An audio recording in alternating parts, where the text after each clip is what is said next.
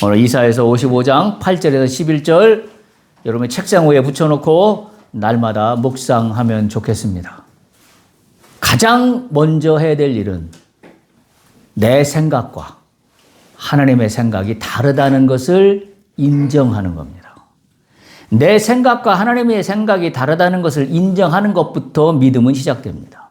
근데 많은 사람들은 믿음을 이야기하지만 내 생각을 이야기합니다. 그리고 내 생각이 하나님의 생각과 같으라고 주문을 외웁니다. 우리가 기도할 때도 그렇죠. 내가 원하는 것만을 반복적으로 되뇌입니다.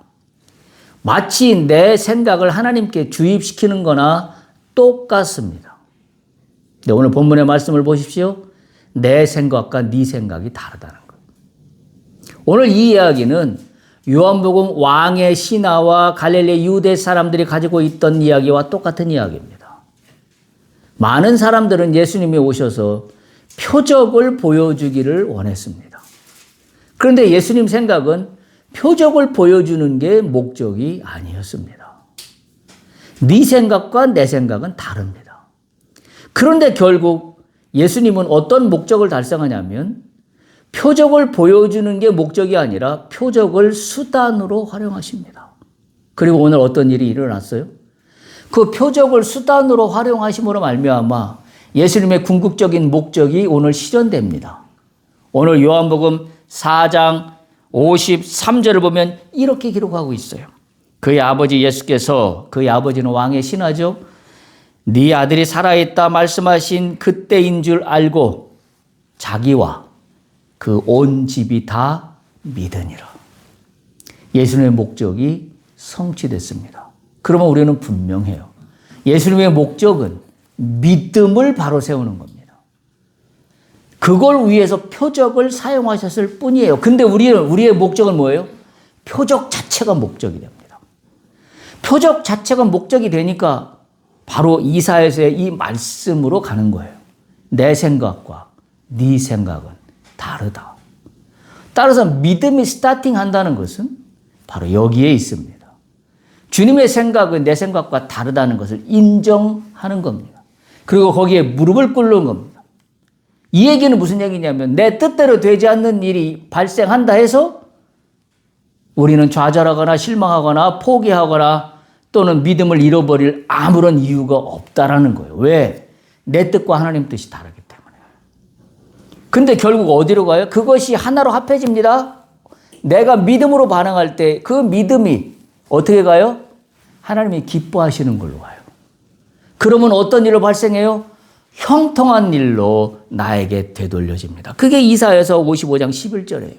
내 입에서 나가는 말도 이와 같이 헛되이 내게로 되돌아오지 아니할 뿐만이 아니라 나의 기뻐하는 뜻을 이루며 내가 보낸 일에 형통함이니라. 할렐루야. 오늘 우리 본문 요한복음 왕의 신하의 아들을 고침받는 이 이야기를 통해서 우리는 오늘 다시 한번 믿음이 무엇이어야 하는가를 분명히 깨달을 수 있는 시간이 되기를 바랍니다. 이미 말씀드린 대로 예수님이 갈릴리 가나로 오실 때 많은 갈릴리 사람들이 환영했습니다. 그러나 그들의 환영은 또 속뜻이 다른 데 있었습니다. 지금 말씀드린 것처럼 표적을 보기 위한 환영이었습니다. 그때 예수님은 일침을 가하십니다. 너희는 표적과 기사를 보지 못하면 도무지 믿지 아니하는구나 라고 요한복음 4장 48절에 말씀하는 맥락 속에서 오늘 왕의 신하의 이야기가 이어져 가고 있다는 사실을 기억한다면 왕의 신하의 이야기를 통해서 주께서 우리에게 주시고 하는 메시지는 단 하나예요.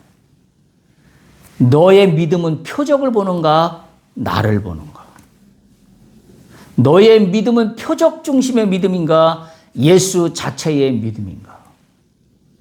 우리에게 근본적인 질문을 주께서 우리에게 이 왕의 신하의 아들을 고침받는 이야기를 통해서 우리에게 하고 계신 거예요. 따라서 오늘 왕의 신하가 보여준 이 믿음의 속성을 통하여 우리가 다시 한번 깨닫기를 원하는 것은 믿음의 진정성에 대한 문제입니다. 오늘 그래서 말씀의 제목을 이렇게 정했습니다. 믿음의 순종은 기적을 본다. 할렐루야. 우리 한번 같이 한번 함께 읽을까요?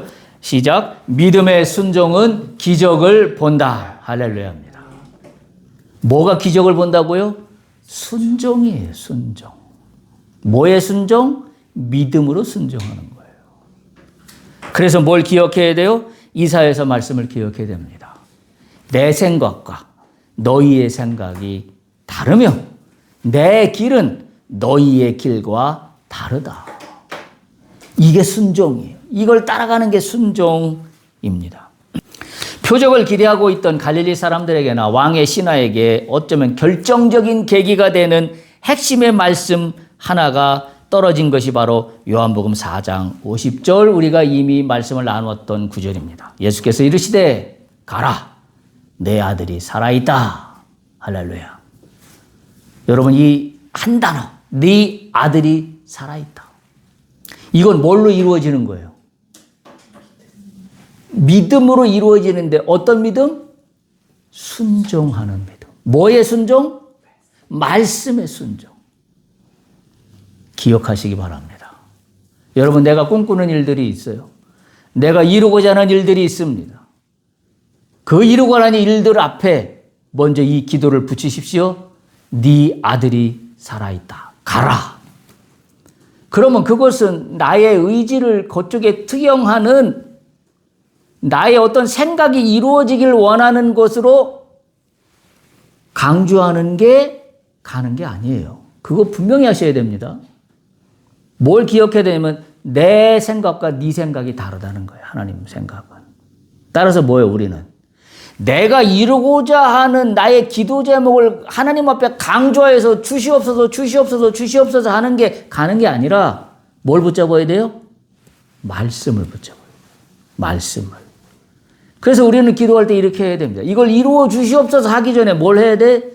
말씀을 주시옵소서. 내가 그 말씀을 붙잡겠나이다. 그 말씀대로 하겠습니다. 그 말씀대로 순종하겠습니다. 그 말씀을 붙잡을 때 가라.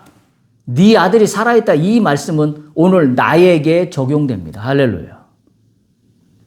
이 왕의 신하가 예수님이 가라 네 아들이 살아있다라는 거에 어떻게 반응했어요? 4장 50절 그 뒤에 바로 나오잖아요. 그 사람이 왕의 신하가 어떻게 했다고? 예수께서 하신 말씀을 믿고 갔다. 뭘 믿고 가요? 말씀을 믿고 갔다. 내가 생각하는 아들이 살려달라. 아들을 살았으면 좋겠다. 아들이 어떻게 했으면 좋겠다. 아들을 살려달라는 그 나의 어떤 행위와 나의 표적을 향한 그 마음을 믿고 간 게 아니라 뭘 믿고 갔어요? 예수께서 하신 말씀을 믿고 간 겁니다. 이게 비밀이에요. 네 아들이 살아있다. 가라. 이 말씀이 오늘 우리 모두에게 주시는 하나님의 말씀인 것을 믿습니다. 이 말씀이 우리의 삶 속에 우리의 생활 속에 우리의 사업 속에 그대로 적용되기를 간절히 축복합니다. 이 말씀 속에 예수님은 어떻게 했어요? 함께 내려가시지도 않았습니다. 손을 얹어주지도 않았습니다.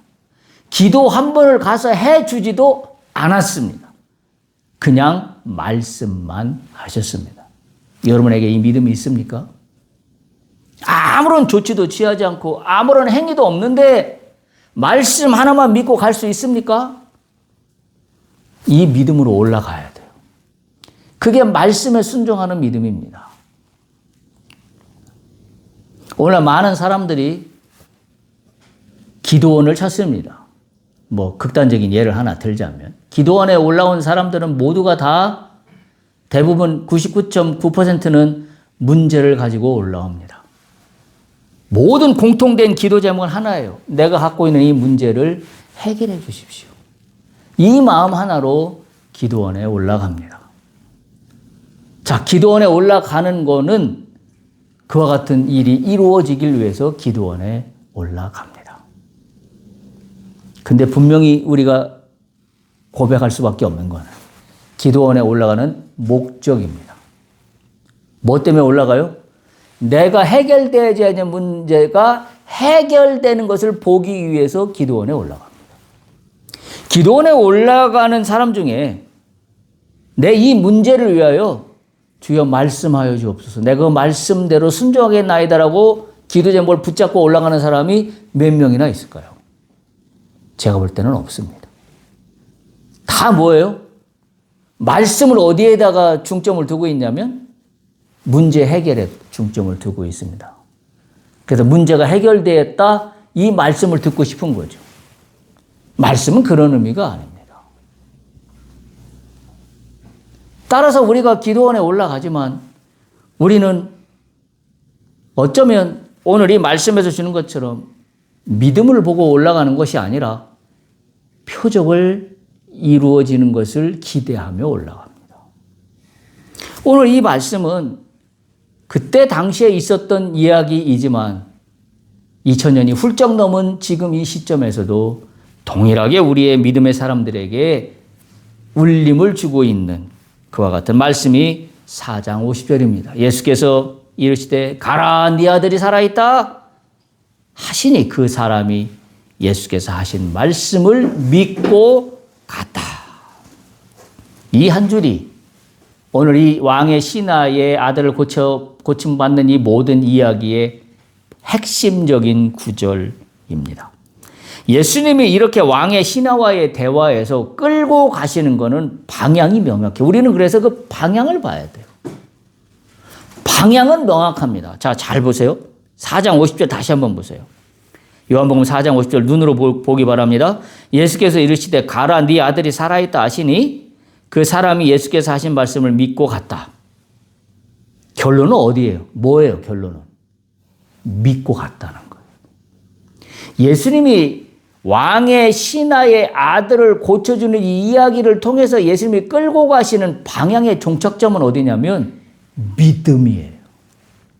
아들을 고치는 것은 과정입니다. 그래서 오늘 본문에서도 마지막에 그렇게 제가 말씀드렸잖아요. 아들이 고침받고 나서 어떤 일이 일어났냐면 요한복음 4장 53절에 그의 아버지가 예수께서 네 아들이 살아있다 말씀하신 것이 그때인 줄을 알고 어떻게 했다고? 마지막 결론이 자기와 온 집이 다 믿었다. 그게 예수님이 가르치시는 방향이에요. 나는 왜 나의 문제를 해결받기를 원하는가? 왜 나는 나의 문제를 통하여 어떤 성취가 이루어지길 원하는가? 그걸 우리가 분명히 세워야 돼요. 내가 어떤 문제가 해결돼서 무엇이 성취되는 것은 결과가 아니라 뭐다? 분명히 하십시오. 과정입니다. 이 이루어지는 걸 통하여 예수께서 가르치시는 방향은 뭐예요? 온 집이 믿었다. 말하자면 뭐예요? 믿음이에요. 만약에 우리가 어떤 일들을 통하여 우리에게 어떤 성취되는 놀라운 하나님의 은혜가 임해서 이루어졌다면 어디로 가야 돼요? 우리의 믿음이 더 반석 위에 든든히 올라가야 됩니다. 그게 예수님이 가르치시는 방향이에요. 근데 우리는 어디에서 끝나요? 일이 성취된 것으로 끝납니다. 그래서 모든 간증들을 뭘로 이야기해요? 내가 이렇게 해서 주 앞에 간구했더니 이렇게 문제가 해결되었습니다. 이게 간증의 전부예요. 그렇게 하면 안 됩니다. 예수님이 가르치신 방향은 문제가 해결된 것이 가르치신 방향이 아니라 예수님이 가르치시는 방향은 명확합니다. 오늘 말씀에서. 믿음입니다. 믿음이 굳건해진 겁니다. 그래서 그 믿음으로 말미암아 그 믿음의 행위가 그 다음에 일어난 거예요. 일이 성취된 걸로 끝난 게 아니라 일이 성취된 걸로 말미암아 그 믿음이 증거된 겁니다. 그 증거된 게 오늘 이 이야기에서는 뭐예요? 왕의 신하가 자기뿐만이 아니라 그의 온 집이 다 믿었다. 아들이 고침받은 것으로 끝나지 아니하고 그 믿음은 더욱더 믿음의 증거가 확산되어 나타났습니다. 온 집이 믿었다. 그렇다면 정리는 깔끔하게 우리에게 됩니다. 우리가 어떤 문제를 놓고 기도함으로 말미암아 그것을 이룸받고 성취하는 일이 일어났어요. 그 다음 어떻게 돼요? 우리의 관심은 이 성취된 이 은혜를 가지고 이 믿음이 확산돼야 돼요. 확장돼야 됩니다. 어떻게? 하나님 나라를 더 이루는 일에 내가 쓰임받아야 되는 거예요. 이게 주님이 가르치시는 방향입니다. 따라서 여러분들이 기도하실 때 명확히 하십시오. 내가 어떤 문제를 놓고 기도할 때 이 문제를 풀어주십시오. 해결해 주십시오. 이걸 성취하게 해주십시오. 라고 해서는 안 됩니다. 제일 먼저는 뭘 해야 돼요? 말씀을 주시옵소서. 내가 그 말씀을 순종하겠나이다. 그럼 그 말씀 주신 거에 따라서 어떻게 돼요? 내가 나의 꿈꾸는 일들을 이루어 가는 겁니다. 그 문제를 이루어 주셔서 그 다음부터는 어떻게든 내 마음대로 합니다. 내 마음대로 사업합니다. 내 마음대로 일을 추진합니다. 그러나 말씀의 토대 위에 말씀에 순종하여서 그 일을 이루어지는 과정을 겪은 사람은 모든 일을 이루는 과정 속에 무엇을 토대로 이루어가냐면 말씀을 토대로 이루어가는 거죠. 이게 어마어마한 차이가 오는 겁니다. 그러면 말씀을 토대로 일을 이루어간 사람은 그 일이 이루어졌을 때 그 일이 성취된 걸로 끝나지 않는다는 거예요. 근데 오늘날 많은 크리스찬들이 기도함으로 일의 성취는 기도 제목에 이루심은 은혜를 받았는데 왜 거기서 끝날까요? 이유는 오늘 이거 하나예요. 말씀의 토대 위에 서 있지 않았기 때문입니다. 그저 문제만 해결해 달라고. 왜? 그냥 문제만 해결해 달라고 해서 주님은 안타까워서라도 문제를 해결해 주십니다. 그런데 많은 사람들이 거기서 끝나기 때문에 그의 믿음에 아무런 진보도 일어나지 않습니다. 그의 삶에서 아무런 주님의 기도함으로 말미암아 일이 이루어졌음에도 불구하고 그의 삶에서는 아무런 변화도 일어나지 않습니다. 참 안타까운 일이죠. 참 안타까운 일입니다. 오늘 본문은 그것을 우리에게 강력하게 증거하고 있습니다. 51절에서 54절을 보십시오.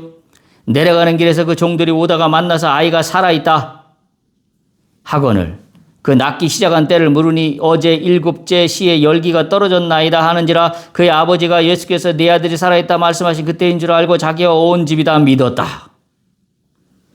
말씀을 믿고 돌아가는 길에서 종들이 달려오는 것을 신하하고 만나게 됩니다. 그때 종들이 이야기합니다. 아이가 살아있습니다. 아버지가 어떻게 했어요? 즉각 시간을 확인합니다. 참 그래서 이 왕의 신하가 대단한 거예요. 순간적으로 성령께서 은혜를 주신 거예요. 뭘 확인하도록? 언제 아들이 괜찮아졌는지. 그러니까 이 아버지는 아들이 살아있다는 걸 지금도 믿고 있는 거예요. 자기 눈으로 확인 안 해도 돼요. 종들의 이야기만 듣고 언제 이것이 일어났는지를 확인하고자 하는 건 뭐예요? 이 왕의 신하의 머릿속에 뭐가 남아있냐면 주께서 네 아들이 살아있다 가라라고 했던 바로 그 말씀이 떠올린 거예요. 이 왕의 신하가 대단한 것은 주님이 말씀하신 것을 한 채 의심도 없이 지금 뭐예요? 계속 기억하고 붙잡고 있다라는 거예요. 막 길을 가고 있는 중에도. 길을 가고 있는 중간에도 의심으로 일 어떻게 됐을까가 아니라 뭐예요? 주께서 어제 말씀하신 네 아들이 살아있다 가라 할 때 바로 그 말씀을 지금 붙잡고 가고 있는 겁니다. 그러니까 첫 마디가 뭐냐면 그때가 언제였냐고 아들이 살아있을 때가 언제였냐고 지금 시간을 확인하고 있는 거예요. 그랬더니 열기가 떨어진 시간이 언제냐면 어제 7째 시쯤이다. 오늘 얘기하면 오후 1시쯤이 되는 시점입니다. 그것은 예수님이 가라 네 아들이 살아있다 말씀하신 바로 그 시각이었습니다. 말씀이 선포된 순간에 지금 말씀은 어디서 선포됐어요? 가나에서 선포됐어요. 왕의 신하의 아들은 어디 있어요? 어디에서 지금 몸져 드러나 있어요? 가버나움에 드러나 있어요. 26km 떨어져 있더라고 그랬어요. 말씀은 가나에서 선포됐는데 말씀의 역사는 가버나움에서 이루어졌습니다. 근데 실질적으로는 뭐예요?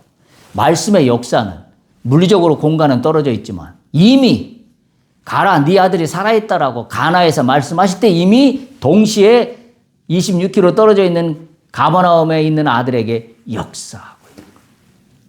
그래서 하나님의 말씀은 시간과 공간의 그 모든 것들을 초월합니다. 근데 우리의 한계는 내가 눈으로 보아야만 하는 물리적인 공간 속에 갇혀 있습니다.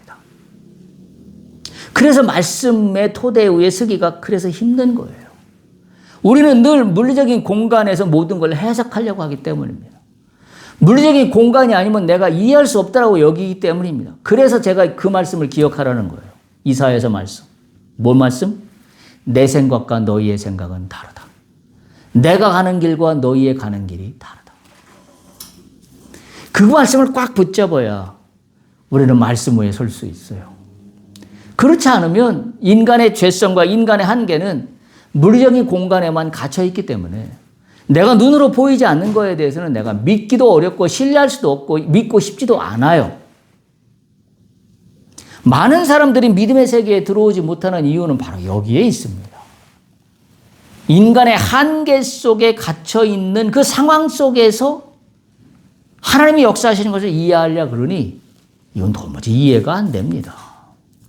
그래서 많은 믿지 않는 사람들은 비상식적이다. 허무와 같은 이야기다. 전설에서나 있을 법한 이야기다라고 치부해버리고 맙니다. 근데 뭘 인정 못하냐면 인간인 자신의 한계는 인정하지 못하는 거예요. 인간의 나의 한계는 인정하지 못하면서 주님의 역사를 믿을 수는 없습니다. 그런데 오늘 많은 크리스찬들은 이 한계를 벗어나지 못해요. 많은 크리스찬들도 믿지 않는 사람들과 똑같이 이 한계 속에 갇혀 있습니다. 그래서 눈으로 내가 봐야만 주님의 역사가 역사라고 이야기합니다. 오늘 이후로 우리의 생각이 완전히 전환되기를 축복합니다. 다시 한번 이사야서 말씀을 기억해 봅니다. 이는 내 생각이 너희의 생각과 다르며 내 길은 너희의 길과 다름이니라 여호와의 말씀이니라. 한 번 더 강조합니다. 55절 9절을 보면 55장 9절을 보면 이는 하늘이 땅보다 높음 같이 내 길은 너희의 길보다 높으며 내 생각은 너희의 생각보다 높음이니라. 근데 인간의 한계는 하나님이 높다, 하나님의 생각이 깊다, 하나님의 생각이 넓다, 하나님의 생각이 더 위대하다라는 걸 인정하지를 못해요. 왜? 눈으로 봐야만 직성이 풀리는 자신의 인간의 한계 속에 갇혀 있기 때문입니다. 말씀의 능력은 바로 이런 것입니다. 하나님의 방법과 우리의 방법은 다르다는 것을 인정하십시오. 그때 나에게 역사가 일어나요. 우리는 위기에 처할 때마다 나름의 해답을 정해놓고 하나님께 매달릴 때가 많습니다. 오늘 본문의 왕의 신하도 그랬습니다. 그는 아들을 살리기 위해 예수님께 나와서 내려오셔서 고쳐달라고 간청합니다. 인간의 한계지요. 그의 생각에는 예수님이 직접 아들의 침상 곁에 서서 손을 얹어야만 아니면 어떤 행위를 해야만 기적이 일어날 것 같았기 때문입니다. 그래서 내려오셔서 좀 고쳐달라고 이야기하는 거죠. 하지만 예수님의 생각은 전혀 다릅니다. 다른 방법을 제시합니다. 그 다른 방법은 뭐였어요? 말씀 한마디였습니다. 가라, 내 아들이 살아있다. 우리가 이사야서 말씀과 또한 동일하게 생각해 볼 수 있는 것은 나의 제한적인 생각을 내려놓아야 합니다. 왕의 신하가 보내준 믿음이 괜찮다고 위대하다고 보여지는 것은 자신의 제한적인 생각을 내려놓았고 하나님의 높으신 생각을 즉각이에요. 즉각, 지체가 없이 즉각 받아들였기 때문입니다. 사람의 길은 예수님이 직접 오셔야 한다는 물리적인 접촉과 공간의 제약 안에 갇혀 있지만 하나님의 길은 시공간을 초월해서 말씀만으로 역사하시는 권능의 길입니다. 하늘이 땅보다 높은 같이 높은 하나님의 생각을 신뢰하는 것, 그것이 바로 위대한 믿음의 시작입니다. 또한 말씀은 오늘 이사야서 말씀을 통해서 우리가 깨닫는 것은 반드시 열매를 맺습니다. 그게 55장 10절에서 11절에 있는 말씀인데 11절 말씀 보세요. 이렇게 기록하고 있어요. 내 입에서 나가는 말도 이와 같이 헛되이 내게로 되돌아오지 아니하고 나의 기뻐하는 뜻을 이루며 내가 보낸 일에 형통함이니라. 신하가 아직 집에 도착하기도 전에 눈앞에 아무런 증거가 보이지도 않는 상황에서 길을 떠나가는 이 과정 중에 말씀의 운동력이 이 왕의 신하를 사로잡았습니다.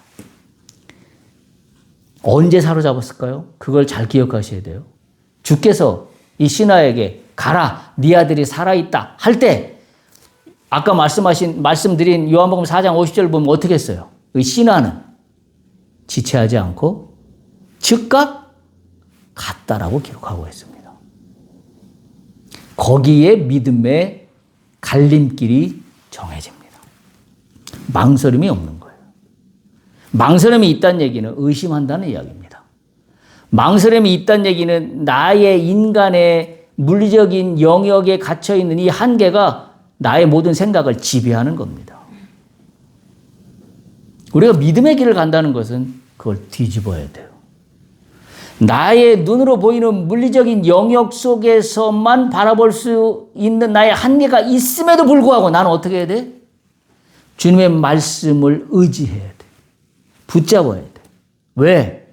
내 생각과 네 생각은 다르며 내가 가는 길과 네가 행하는 길이 다르기 때문이라는 것을 주님이 분명히 말씀하고 계시기 때문에 나는 눈으로 이해가 안 되고 나의 상황 속에서도 이해가 안 되는 일들이 벌어진다 할지라도 나는 믿음의 눈으로 뭘 봐야 돼요? 주님의 생각을 바라봐야 돼. 주님의 뜻이 뭔가를 오히려 고민해야 돼. 뭔 일이 이루어지지 않아요. 뭔 일이 뜻대로 되지 않아요. 뭔 일이 어려운 일에 봉착합니다. 어떻게 해야 돼요? 주님의 뜻이 뭔지로 우리는 회개해야 합니다. 주님이 행하고자 하시는 길이 무엇일까? 주님이 뜻하신 바가 무엇일까? 그리고 주님이 내게 말씀하시는 것이 무엇일까? 우리는 거기에 초점을 둬야 되는 거예요. 그런데 많은 크리스찬들의 한계는 어디에 있어요? 물리적인 공간에 갇혀있는 한계 속에 내 눈으로 증명되지 않고 내 눈으로 보여지지 않는다는 이유만으로 마음이 불편합니다. 마음이 너무 어렵습니다. 그리고 이렇게 이야기합니다. 하나님은 내 기도를 들어주시지 않는다. 하나님은 왜 내 기도를 들어주시지 않는가? 그때 이 말씀 기억하세요? 내 생각과 네 생각은 다르다. 그럼 우리는 어디로 가야 돼요? 하나님 생각이 뭔지를 발견해야 돼요. 어떻게 하나님 생각이 뭔지를 발견해요? 막 신령한 거 하다가 하나님 막 주시는 말씀을 받아요? 그것도 방법이 있을 수는 있겠지만 근본적인 방법은 어디에 서야 돼? 말씀을 서야 돼. 그래서 그런 갈등 속에 있을 때 우리는 뭘 붙잡아야 되냐면 성경 말씀을 붙잡아야 돼. 말씀을 읽어야 됩니다. 말씀을 붙잡아야 돼요. 그럼 말씀을 붙잡는 중에 주께서 나에게 레마의 말씀을 주십니다. 이거였구나. 이래서 하나님이 지금 이렇게 일을 이루어가고 계시는구나. 말씀은 반드시 열매를 맺습니다. 지금은 눈에 아무런 증거가 보여지지 않는다 할지라도 어떻게 하는 게 믿음이에요? 그 말씀을 믿고 길을 떠나는 겁니다. 왕의 신하가 보여준 것은 그래서 위대한 거예요. 이 사람이 대단한 무슨 믿음의 공력이 있는 사람입니까? 아니에요. 그런데 주님의 말씀에는 권능이 있어서 그 순간에 이 왕의 신하를 사로잡은 겁니다. 왕의 신하예요. 왕의 신하라는 얘기는 이 사람의 주인은 왕입니다. 왕의 이야기 외에는 다른 어떤 이야기도 들을 가치가 없다라고 여기는 사람 중에 한 사람이 왕의 신하예요. 근데 지금 예수님의 이 가라 네 아들이 살아있다 이 말씀 한마디에 그 말씀에 권능이 있어서 그 말씀에 힘이 있어서 그 말씀에 능력이 있어서 지금 이 왕의 신하가 행동하게 만듭니다. 어떻게 행동하게? 말씀만을 믿고 가버나움으로 발길을 떼게 만들었다는 사실. 우리가 말씀을 깊이 보고 우리가 말씀 안에서 주께서 나에게 주시는 레마의 말씀을 받으면 이와 같은 일이 일어납니다. 그거는 내가 믿음이 좋아서 내가 대단한 무슨 신앙의 공력이 좋아서 나타나는 현상이 아니에요. 말씀이 내 안에 레마의 말씀으로 성령의 은혜로 훅 하고 들어오면 난 자신감이 생겨요. 그 자신감은 근거 없는 자신감이 아니라 말씀에 근거한 자신감이에요. 그래서 발길을 뗄 수 있는 겁니다. 적절한 비유는 아닙니다만은 지나간 일을 제가 또 한번 이 말씀을 속에서 생각이 나서 하냐면 제가 그때 참 이 하나님이 나를 붙잡아 주신 일이 대단했어요. 제가 회사를 다니고 있을 때 새벽 기도 시간에 기도하고 있는데 갑자기 오늘 이와 같은 일과 비슷해요. 가라 아들아 미국으로 가라라는 거예요. 난 미국으로 가려고 한 번도 준비해 본 적도 없고 토플을 준비한 적도 없고 경영대학원을 가려면 GMAT라고 하는 시험을 봐야 되는데 GMAT가 뭔지도 모르고 나는 아무것도 모르는 상태인데 느닷없이 기도를 하는데 미국으로 가라는 거예요. 그러고 나서 제가 바로 그대로 간다라고 한 게 아니라 그때 제가 뭘 붙잡았냐면 말씀을 붙잡았습니다. 말씀을 읽기 시작했고 그 말씀을 붙잡고 계속 기도하기 시작했습니다. 그때 저는 저에게 찾아온 놀라운 은혜는 두려움이 아니라 희망이었습니다. 난 아무것도 준비된 게 없었지만 주께서 이루신다고 하는 믿음의 확신이 있었어요. 정말로. 털끝만큼도 거짓말이 없이. 그래서 회사에 사표를 냅니다. 그리고 미국을 가게 됩니다. 참 놀라운 일이죠. 제가 미국에 가서 제가 지금도 잊지 않는 것은 제가 7월 20일 날 미국행 비행기를 탔고 8월 10일 날 우리 가족들이 오기로 20일 간격을 두고 비행기 티켓팅이 되어 있었습니다. 저는 미국에 그동안 한 번도 가본 적이 없는데 미국에 가서 제가 20일 동안 해야 될 일은 알지도 못하는 땅에서 우리 가족들이 구할 집을 구하는 게 저에게 주어진 미션이었습니다. 근데 나는 아무것도 아는 게 없습니다. 제가 그때 유일하게 한 일이 성경 말씀 읽고 기도하는 것밖에는 제가 아무것도 붙잡을 만한 의지할 만한 그 어떤 것도 없었습니다. 그래서 제가 저녁에 숙소에서 말씀을 보고 기도하다가 그 다음날 어디 지역을 가서 집을 알아봐야 되겠다는 걸 정하고 맨하탄 42칸에 가서 버스를 타고 그 지역을 갑니다. 그럼 제가 그 지역에 가서 제일 먼저 한 게 뭔지 아세요? 버스가 내려주는 길 앞에 그 버스 부스 정류장이 있잖아요. 지금 우리 있는 것처럼 버스 이렇게 서는 정차하는 그 정류장. 거기에 제가 앉아서 기도를 제일 먼저 했습니다. 하나님, 제가 오늘 이 지역에 집을 보러 다니는데 어떤 집이든 보는 중간에 그 집이 저에게 주시는 집이라고 하신다면 저에게 말씀하시든지 확신을 주시든지 어떤 증거를 저에게 주셔서 제가 그 집이 주께서 나에게 허락하신 집인 줄 깨닫게 하시옵소서. 제가 버스 정류장에 앉아서 간절히 기도한 다음에 그 동네 부동산을 가서 집을 보러 다닙니다. 그렇게 하던 10일 이상이 한 15일쯤 지났을 때 에브리데이 그 일을 했는데 마음에 확신이 오는 집이 한 집도 없었습니다. 근데 보름인가 지났을 때 딱 이 집을 봤는데 이 집이 내 집인 거예요. 그래서 바로 계약했습니다. 놀라운 일이죠. 근데 더 놀라운 일이 그 다음에 벌어집니다. 여러분 아시다시피 미국에서는 아이들 학교를 가려면 자동차가 없으면 아이들 학교를 데려다 줄 수 없는 원거리에 학교들이 있어요. 그래서 집을 계약한 다음에 국민학교가 어디 있냐, 초등학교 엘레멘터리 스쿨이 어디 있냐고 했더니 걸어서 5분 거리에 있다는 거예요. 우리 집에서. 그래서 제가 그날 바로 계약하고 그날 바로 그 집에서 제가 걸어서 5분 거리에 있다는 그 학교를 갔어요. 정말 걸어서 5분 거리도 안 되는데 학교가 있더라고요. 그 학교 이름을 보고 저는 기절을 했습니다. 그 학교 이름이 뭐였냐면 초등학교 이름이 실반 스쿨이었어요. SYLVAN 스쿨, 실반 스쿨. 근데 왜 제가 놀라 자빠졌냐면 우리 애들이 미국에 간다고 제가 결정하고 나서 미국에 가기 위해서 영어를 좀 공부해야 돼서 대치동에 그때 대치동 살 때인데 영어 학원에 다녔어요. 근데 영어 학원 이름이 실반스쿨이었어요. 이것도 어떻게 설명해요? 영어 학원 이름이 실반이었어요. 근데 내가 미국에 가서 집을 달라고 하고 초등학교를 갔는데 초등학교 이름이 벽에 붙여둔 이름이 실반스쿨이에요. 제가 또 한 번 그 초등학교 앞에서 무릎을 꿇고 기도했습니다. 하나님, 이렇게 역사하시는군요. 제가 지금 말씀을 전하면서 그때 일이 갑자기 떠오릅니다. 정말로 감동스러운 일이 아닐 수가 없어요. 내 생각과 네 생각은 다르다. 우리는 어디에 갇혀있냐면 늘 내 생각 속에 갇혀있어요. 주님의 생각을 먼저 구하고 주님의 뜻 가운데 구하고 주님이 이루신 일을 향하여 나가기보다는 늘 우리는 내가 주장하는 것이 이루어지기를 원하면서 주님을 도구로 땡겨다 씁니다. 내가 뜻을 이렇게 정했으니 당신은 나에게 따라 맞춰와. 이걸 우리는 믿음이라고 착각해요. 오늘 다시 한번 기억할 수 있길 바랍니다. 내 생각과 네 생각은 다르다.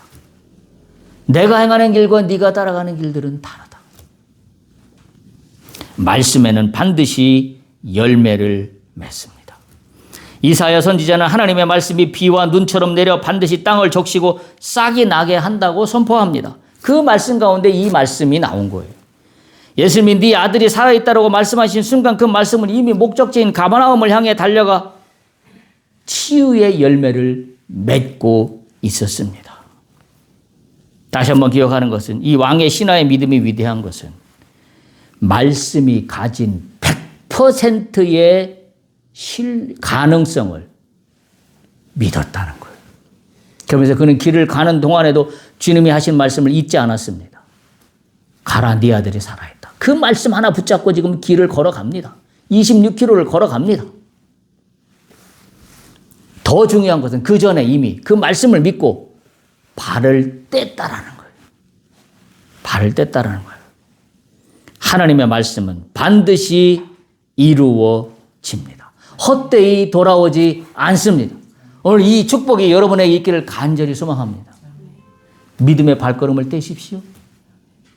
내 생각이 하나님 생각과 다르다는 걸 인정해야 됩니다. 하나님 왜 안 이루어집니까? 하나님 왜 안 됩니까? 왜 하나님 안 해주십니까? 라고 하기 이전에 말씀을 붙잡으십시오. 그리고 말씀 안에서 하나님의 뜻이 무엇인지를 발견할 수 있길 바랍니다. 그러고 나면 오늘 이사야서 55장 10절 11절 한번 보시기 바랍니다. 이사야서 55장 10절 11절입니다.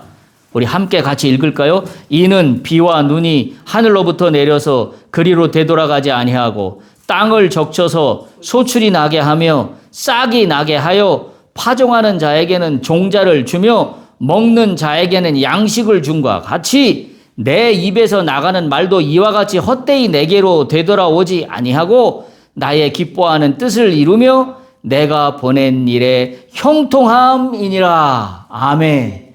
이 형통함이 믿음으로 발걸음을 떼는 여러분들 가운데, 여러분들의 삶 가운데, 여러분들이 하는 모든 꿈꾸는 일들 가운데 이루어지기를 간절히 축복합니다. 할렐루야.